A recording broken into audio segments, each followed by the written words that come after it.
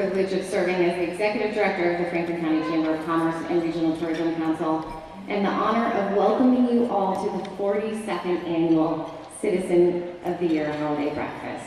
Thank you for joining us.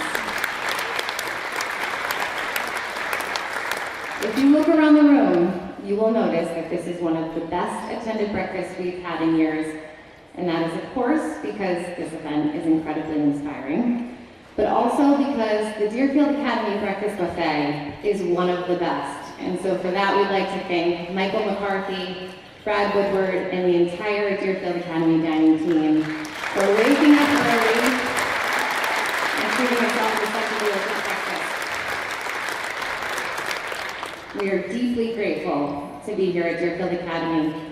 We weren't sure how the dining hall renovations would affect this breakfast, but DA graciously agreed to host this event throughout the construction if we were willing to rough it in the temporary dining hall. And I don't have a lot of experience with pop-up dining halls, but this seems pretty okay to me, right? Safe to say, Deerfield Academy remains dedicated to this event and to Franklin County, and we are so grateful for their support year after year. Please join me in thanking Headmaster Dr. John Austin, CFO Matt Sheehy, Events Manager Tessa Doubleday, and of course the Deerfield Academy security team and the Deerfield Police Department for helping us all arrive so safely. Also, great job to all of you for following those directions. Everybody was coming down the right way this morning. I was so impressed, and I have to tell you, I'm not always good with my rights and my lefts, and I didn't test those directions. I was really hoping it all worked out, and it did, so great job. Let's give ourselves a round of applause for being so flexible to accommodate your new space. So again, I'd like to thank Michael Nix, who is a longtime chamber member, and also the Hammond family for sponsoring this morning's soundtrack. Thank you, Michael. And next, I'd like to extend a big Franklin County Chamber welcome to all those attending their first chamber breakfast this morning, and there are a few of you. You picked a good one. This is a good one to attend. As our regular chamber breakfast attendees know, traditionally we only offer welcomes to first-timers, but we're going to break the rules this morning, and we're going to welcome some folks who are returning guests, but very special nonetheless, starting with current state representative and former executive director of the Franklin County Chamber of Commerce, Natalie Blay. Welcome.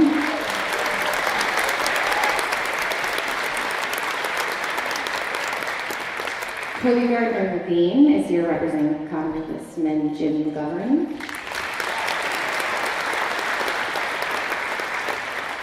District Attorney David Sullivan is here, as always, making sure we all stay in line. Greenfield Mayor Jenny DeSorger is here. Welcome.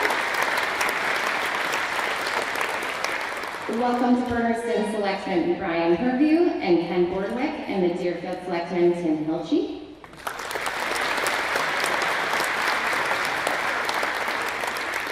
A special welcome and a big thank you to Drew and Bella from GCTV to making sure that today's good news is shared with a wider audience. Thank you, Bella. Thank you. And then we're also lucky to be joined by a number of previous Franklin County Citizen of the Year honorees. So we'd like to thank those in attendance. Please stand or wave when I call your name. 2007, Father Stan Exemet.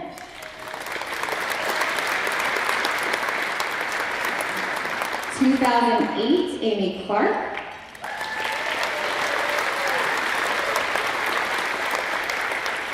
2014, Marie Petula.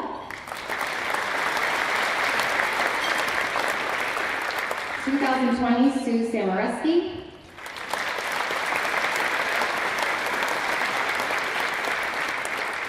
2020, 2022, Kirsten Levitt.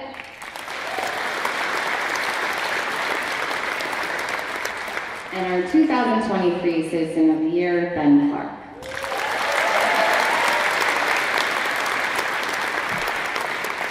Now, those of you who attended last year may remember that I stood before you and dedicated a solid portion of my remarks to hammering home the point that while this is the Chamber's holiday breakfast, the Citizen of the Year award belongs to the reporter. And at the time, it felt extremely important for me to make that distinction because Ben was and still is an active member of the Chamber Board of Directors. He's also a Deerfield Academy trustee, and it just felt like there were so many interconnected relations to the groups that organize this event that I really wanted to make it explicitly clear that we do the breakfast, the recorder does the award, and no one need be in any way concerned about the integrity of the Chamber's Citizen of the Year award. Right? We all get it. And of course, no one was. No one was even a little worried because Ben's Ben, and he saved multiple human lives and raised bazillions of dollars for charity, and I didn't need to be worried at all. And I left last year's event promising myself that no matter who wins this award, I would not panic about any misperceived conflict of interest. And then a few weeks ago, I got an email from the recorder. And I thought, oh boy. But today, remarkably, I am not filled with panic. In fact, I feel nothing other than pride. Because if you read the paper, or if you are in any way familiar with our honoree, then you know what a privilege it is that I get to stand up here and claim connection and share a last name with someone who's dedicated nearly a century to serving Franklin County and who is unarguably deserving this award. So now I'd like to invite up Dan Crowley, who is the executive editor of Greenfield Reporter and the Daily Hampshire Gazette, to introduce our 2024 Franklin County Citizen of the Year.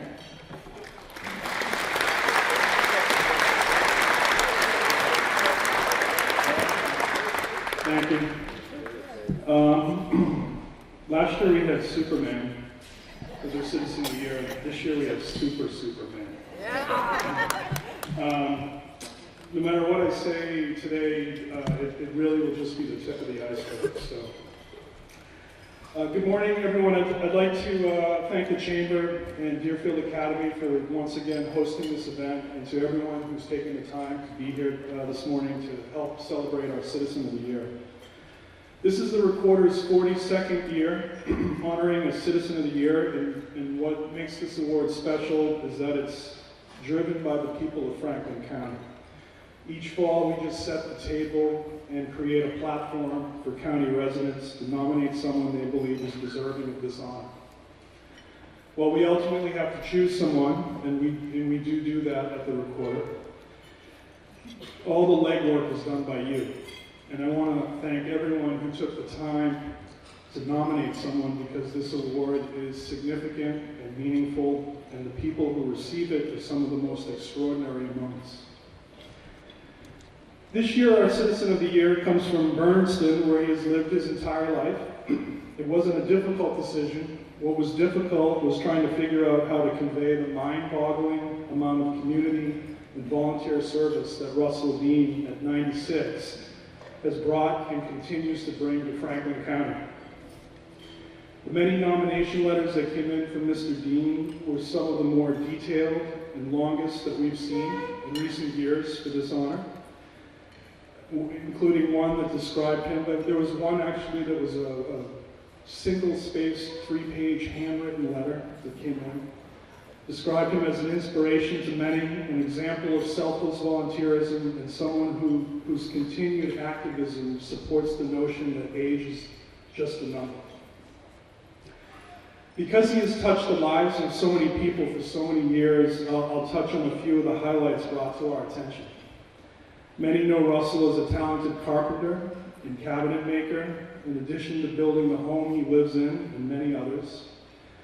He also has built a significant legacy to the benefit of Franklin County, and his life, as our news story about him today states, revolves around the trinity of family, church, and community.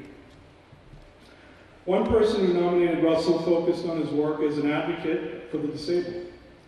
He and his late wife Lillian, to whom he was married for 67 years, had 3 daughters, one of whom is here today, and some other family members. 2, okay, I thought it was 1. And some granddaughters. And a third, Nancy, who was born with a developmental disability and who inspired them to become charter members of the Franklin County ARC, now known as the United ARC. They help bring to fruition transitional homes and services for Nancy and others like her. And at the Kiwanis Club, which Russell also helped found, hosts an annual chicken pot pie dinner to raise money for the United ARC in honor of Lillian and Nancy. One resident of Warwick who nominated Mr. Deane had this to say: Russell was a leader in the organization, beginning his work in 1959 with the wagon train from the Pioneer Valley to the State House to raise awareness and lobby for services, including the right to an education for children with disabilities. Russell was on the search committee that hired Ed Porter as executive director of the Franklin County ARC. He helped promote the first Franklin County residential program established on George Street in Greenfield, as well as the Farron House that opened in Turner's Falls, with funding from the Department of Mental Health. He also was instrumental in purchasing the Greater Lynn apartment complex to provide more independent living options, and the Davis Street home was also part of his work for citizens with disabilities to have independence. 24 members of the Bernardston Kiwanis Club noted Russell's role in its founding in 1967, highlighting his more than half-century of involvement with the club's activities and dedication to the United Church at Bernardston, his family, and the community. He still works the club's concession booth at the Franklin County Fair and at the Scarecrow in the Park Fall Festival, where he also won in the scariest scarecrow category this year. It's a year of awards. This fantastic, wonderful man has done it all for Bernardston, and we are the better for it, they wrote of their senior member. Someone from outside the club wrote that, quote, the remarkable, admirable, and unique characteristic is that his work is as strong and committed at age 96 as it was when he and others started the Kiwanis Town organization 57 years ago. At the United Church at Bernardston, where Russell has served on the Finance Committee and nearly every committee for some 50 years, he was instrumental in the design and development of its fellowship hall. He also was one of the founders of the Gas Engine Flea Market and Craft Fair in Bernardston. I know that's expanded a little over the years. A major fundraiser for the church, which has evolved into an event that draws thousands of visitors to Franklin County each Memorial Day weekend and has been going strong for 48 years. Before Russell became a carpenter, he shared with myself and a reporter that some of the many jobs he once had, including pulling weeds, that was the beginning of his career, cutting meat, and working at a gas station. He eventually found his passion in woodworking, which is another gift he has brought to Franklin County. One person who nominated him told us about the many tables, benches, bookshelves, cutting boards, and toy boxes Russell has turned out over the years for family, friends, and shared at the United Church of Bernardston's Holiday Bazaar. Having a Russ Deane original in your home is an honor, he wrote, and recalled the time when Russell's wood shop was destroyed by fire.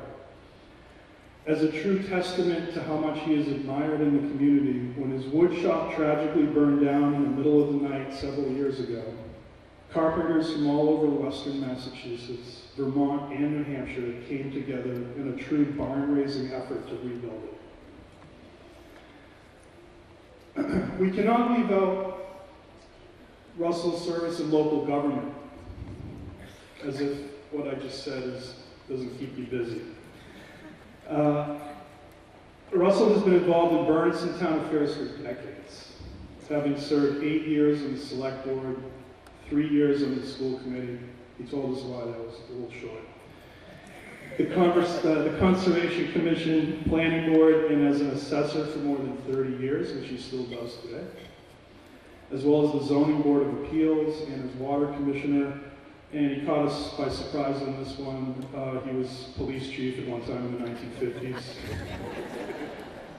I'm sure I'm missing some. It's not hard to find a place in the greater Bernardston area, whether a home, a park, a building, or a church, where Russell has left his mark. It also wouldn't take very long to find someone in Franklin County who has in some way been impacted in a positive way by Russell Deane. Earlier this week, when a reporter, Chris Larrabee, who wrote a story this morning about Mr. Deane, asked him what it is that drives him to give so much to those around him, his reply was pretty straightforward. If you belong to something, you should contribute. With that said, it's our great honor to present the 2024 Citizen of the Year Award to Russell Deane Bernardston.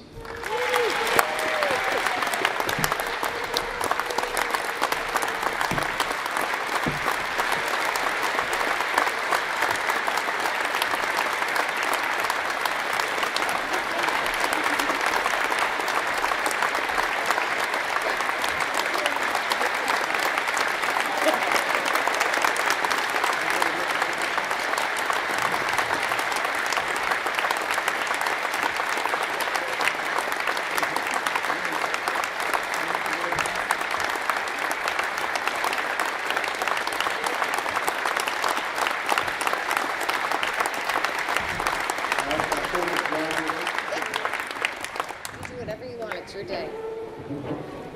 Wow, how's that? Thank you very much. What an honor this is to have this happen. And when he went on reading all that stuff, there must be another Russell Deane around here that he's talking about. I have spent my life, I guess, in community service in the church and around, and have made some differences. And they were asking me, what keeps you going? Why do you keep doing it? And I believe that the only thing I could come up with was that you see some accomplishments that you have done, and you feel that you were the one that was responsible for having that happen, or someone that you really helped that needed help, and you felt that you contributed to that. And so I think those are about the only thing to keep you going. Of course, when you get into a club, and maybe in your church and some of those committees, the only reason you stay on is because you can't get anybody else to take the job.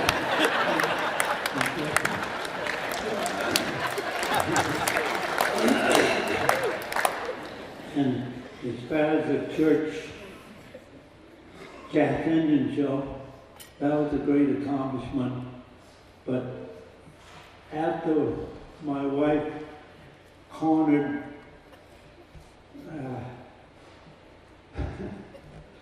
Bob Allen and convinced him that we hadn't celebrated our anniversary on the day of an anniversary for 30-some years, because I was always working on the gas engine show and couldn't go, and convinced him to take it over.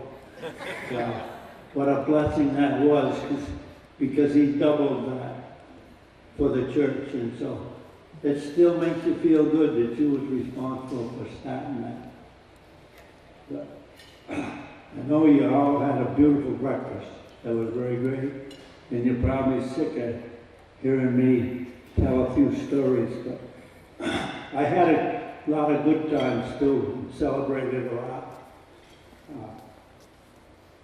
One thing that happened when I was in the, one time with the assessors, I don't know if you've been assessors, probably a lot of you have anyway. People come in and they complain about the taxes. Some don't, some do. And they always start telling you things that are wrong with it.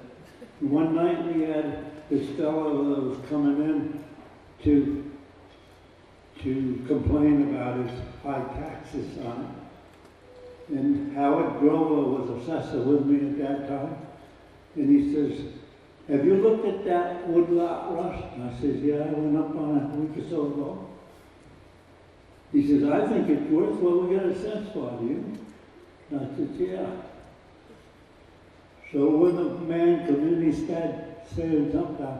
I could never get what you guys have got me taxed for on that woodlot. He says you can't get in there unless you wait for it to freeze up because there's some wet areas and this and that. And Howard says, "Oh, we think it's that." And he says, "Would you sell that piece of land, that woodlot, before we get it assessed for?" And he says, "Yes, it would." And Howard says, "Then Russ and I won't buy it." And he turns and he says, "Mother, come on, we're going home. This guy's on that land now."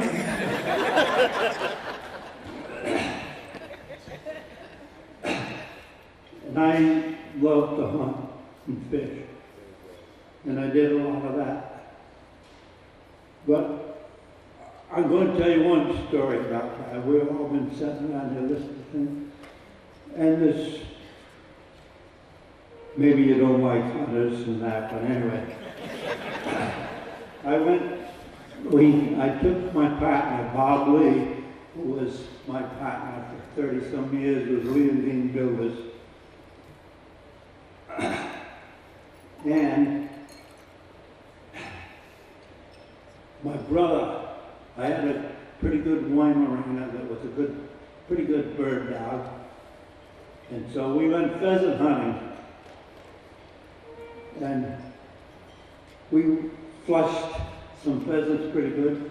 And they were supposed to do the shooting, you know, because I'd got my limit with mine beforehand. And they missed.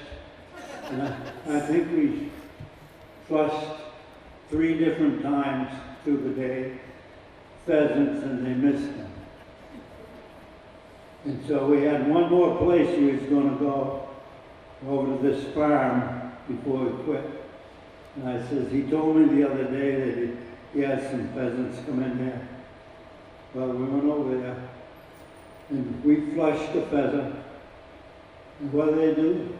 They shot and they missed again. All day long, no pheasant.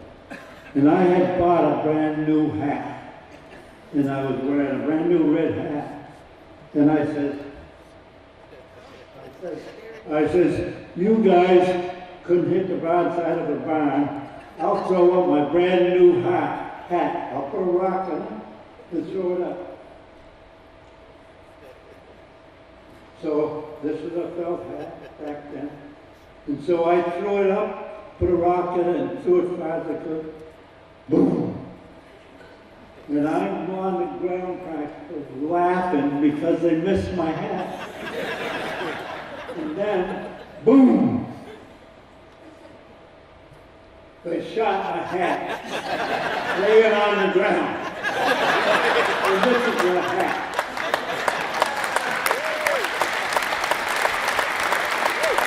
And this guy that shot my hat is kind of related to this guy. Well, that's my story of the hat. And thank you very much. And I don't know how I ever earned this award. And I appreciate it very much.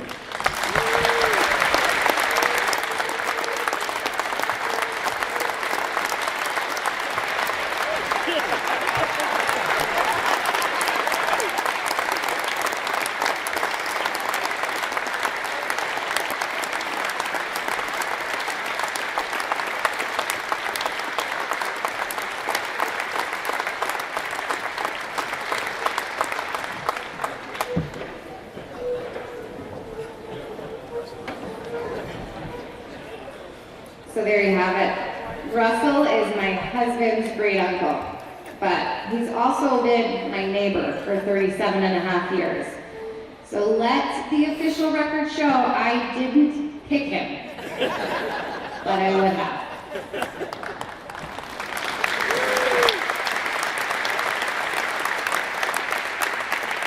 I think we can all agree that the reporter got it right with Russell. While he is undeniably a living legend to every Bernardston resident, and all of these tables at the front can back me up on that, I will admit that I didn't realize how deeply involved he was in the community until I started planning this breakfast. It's only fitting that the reporter gave this award to Russell because he has been giving them something to write about for the last nearly 90 years. If you search the archives, and I did, you can find more than 700 Russell Deane references and quotes spanning as far back as August 4th, 1938, when, are you ready for this? The reporter reported that Russell Deane celebrated his 10th birthday by entertaining some of his friends at his home. Now, not only is that newsworthy, I also love that they made it seem like his parents had nothing to do with it. That he is just a 10-year-old entertaining, as they do. But you can see I went down a Russell Deane rabbit hole, and I'd like to take a moment to share a few of my favorites. So in September of 2020, the reporter wrote an article about Russell and a handful of senior residents who banded together to reinvigorate the shuffleboard courts in Cushman Park. The senior center director was quoted as saying, "They were out there working in the heat in their hands and knees." And this was, again, at the height of COVID. And after they were done, Russell and his cousin Charlie Deane, who I'm sure I'm also related to, tested out the shuffleboard courts, and it was the first time that anyone had used them in 33 years. In 2006, and Dan referenced this story, after Russell lost his carpentry shop to a fire that he, quote, slept right through, on January 19th, the reporter published a story detailing how more than 35 of his friends and former employees showed up to help him rebuild his shop. In the article, titled "Many Hands Lighten the Load," Russell was quoted as saying, and this is my favorite, "You have good days and bad days, but today was a pretty good day." Later that same year, the reporter featured a front page photo alongside the headline, "Flying High," of 78-year-old Russell, dangling from a crane in what looks like a homemade harness while decorating the Bernardston tree lighting. In a 1978 article titled "Searchers Find Lost Little Boy," the reporter recounted the intensive search effort of Richie Batego, a 7.5-year-old, and anyone with kids knows that that half is important, who had wandered away from his mother in the early afternoon of April 18th. Police and firefighters led a search party until Russell Deane of Bernardston found the boy covered in ice cream at the Watkins gas station. In August of 1955, Chief of Police Russell Deane shared with the paper that the police presence at the local auction was required only 4 times that year, which I'm guessing was an improvement from previous years. So apparently those 1950s auctions got pretty rowdy. In August of 1944, the reporter reported that the Deane family, including Russell, had returned home after a weekend trip to Stoddard Lake in New Hampshire. And lastly, at his 8th grade graduation from Powers Institute on June 11, 1942, class president Russell Deane made the paper after he won the prize for best essay for his response to the prompt, "My Dream for the USA." Now, I couldn't find the cave wall where that article was published, but I have to believe that the little boy with big dreams who made the paper in 1942 and every single year thereafter might have been pretty impressed with the man that made the front page in 2024. Russell, I hope you look around and you see all these faces and that you're so proud of the work that you've done, of the profound impact that you've made, and the community and the county that you've helped shape. And if nothing else, I hope that you see today as a pretty good day.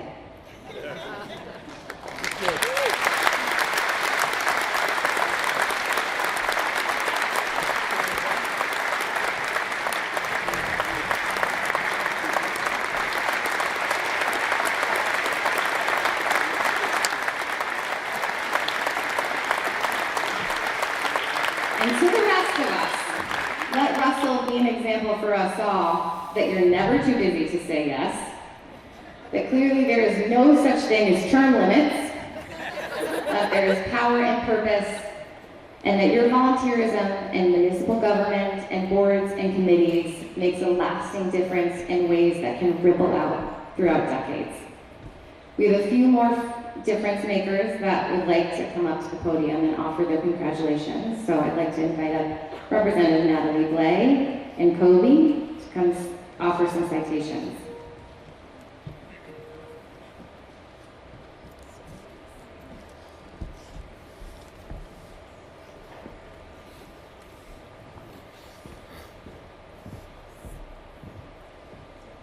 Good morning, everyone. My name is Kobe Gardner-Weed, and I'm the regional manager for Congressman Jim McGovern. And well, first of all, Russell, what an honor to be here to hear about the impact that you've made, because it really is inspiring to hear about the work of someone who's been doing this work, serving our community and giving back for as long as you have and continues to do so. By all accounts, it sounds like you're not done, am I right? Almost. I think that we've got a lot left to see from Russell Deane, but it really has resonated with me today to hear about this work that you've been doing, Russell, because something tells me that Franklin County and the greater Western Massachusetts area wouldn't have been the same without you. So I want to thank you for that. And I also think that we've all learned a bit more than we knew coming into today about what it truly means to serve our community. So I just want to say congratulations on everything that's been said today, and we look forward to continuing to work with you and to hear from you and to see the impact that you continue to make on this community. So thank you, Russell Deane.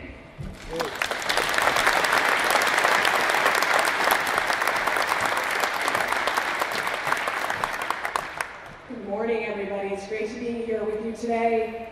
Jesse Deane, very defensive this morning. How lucky are you to be related to Russell Deane? I have to say, it is extraordinary to be with you all this morning. This is like the Emmys in Franklin County. It is the event that you should be at and encourage everybody to come to. But let me say, Mr. Deane, I've had the honor of representing Bernardston for only 2 years now with redistricting, and it is an honor to serve you.